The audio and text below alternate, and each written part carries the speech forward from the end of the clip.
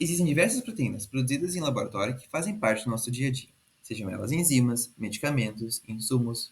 Você já pensou como elas são produzidas?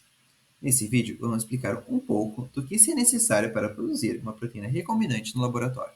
Mas primeiro, o que é isso?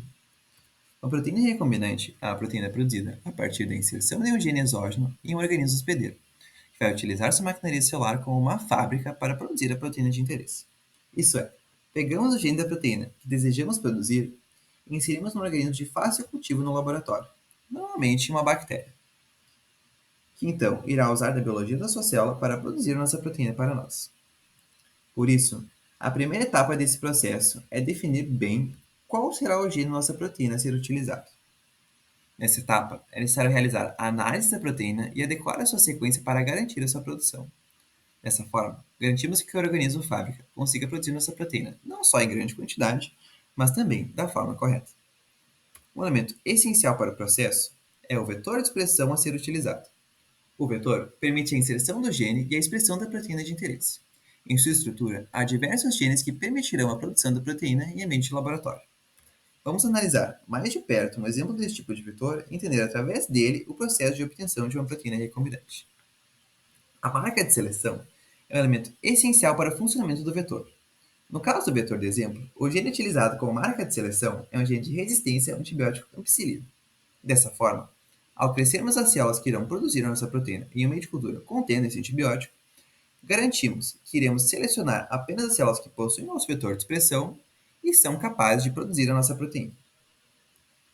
Outros elementos essenciais são a origem de replicação, que permite a replicação do plasmídio dentro da célula das bactérias, o gene HOP, que controla o número de cópias do plasmídio na célula da bactéria, o gene LAC-I, que expressa o inibidor necessário para o controle de expressão, o qual iremos discutir a sua função mais à frente, e o cassete de expressão, responsável pela produção da nossa proteína. Vamos dar uma olhada mais de perto em seus elementos. O primeiro elemento presente em todos os cassetes de expressão é o promotor. É ele que permite a expressão do gene. No caso do nosso vetor, ele irá possuir um promotor T7, um promotor forte e específico, reconhecido pela T7-RNA polimerase. Ela não é nativa das células de E. coli, normalmente utilizadas na produção de proteínas, realizando a transcrição apenas do nosso gene, produzindo seu RNA mensageiro. Já o operador é uma sequência que regula a expressão do gene, já que ele permite a ligação daquele inibidor que eu comentei antes.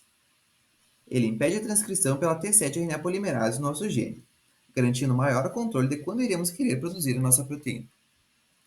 Normalmente, naturalmente, a lactose consegue se ligar a ele, mas no laboratório utilizamos uma molécula chamada IPTG, que imita sua estrutura, e desliga o inibidor do operador, permitindo a expressão do gene. Em seguida, vamos encontrar o sítio de ligação do ribossomo. É ele que permite a tradução da proteína, já que é o local onde o ribossomo vai se ligar ao RNA mensageiro. Por isso também que encontramos a sequência ATG no vetor, o local de início da tradução. A partir desse ponto, todo o RNA mensageiro será traduzido. Um elemento essencial para a etapa de purificação da nossa proteína é a cauda de histidina.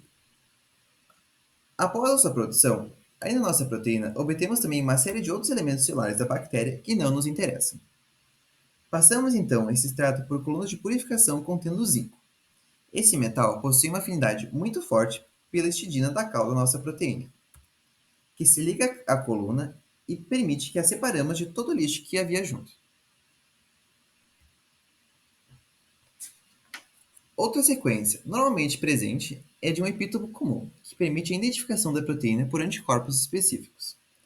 Isso permite que a gente verifique que estamos produzindo especificamente a nossa proteína durante o processo.